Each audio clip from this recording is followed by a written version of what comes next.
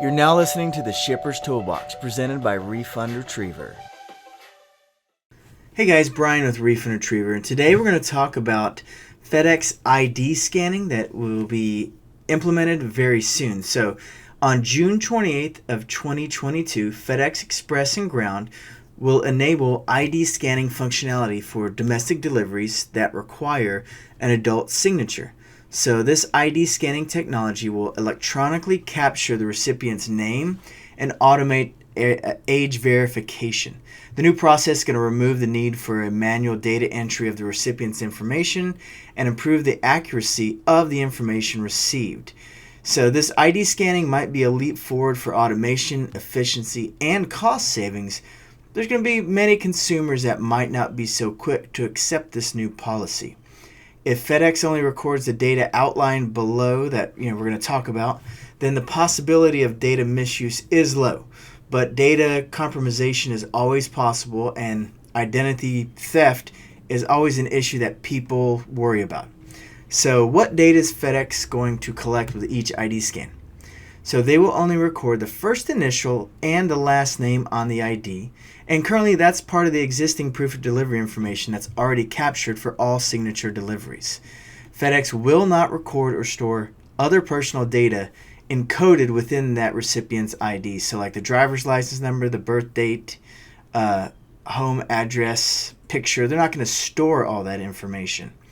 So if the recipient of your package does not want their ID scanned, if they refuse, there is some options. Well, the option is basically the driver is going to have to manually enter the date of birth and the first initial and the last name.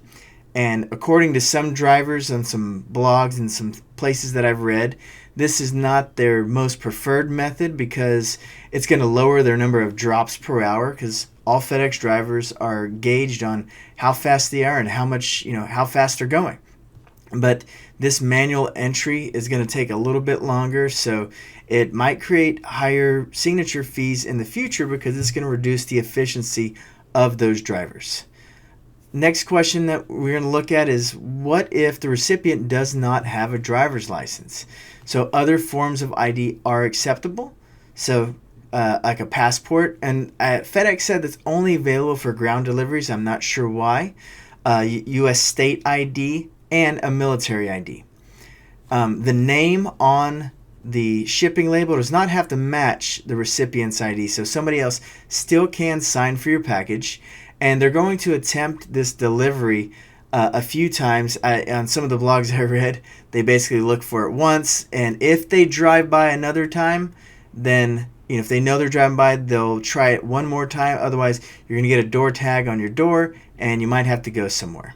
So this ID scanning technology could be good, could be bad, but it kind of remains to be seen. Hopefully FedEx will have no big data breaches in the future where everybody's information is let out to the public. But if you don't want to use the scanning technology that the driver has, they can still manually record the birth date and your information so you can actually get your package.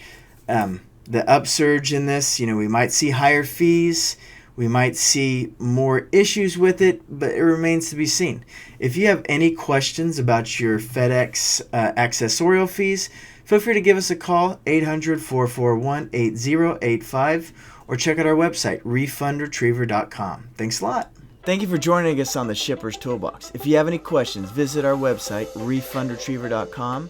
Feel free to reach out to us, 800-441-8085, for anything related to your FedEx or UPS invoices. Have a great day.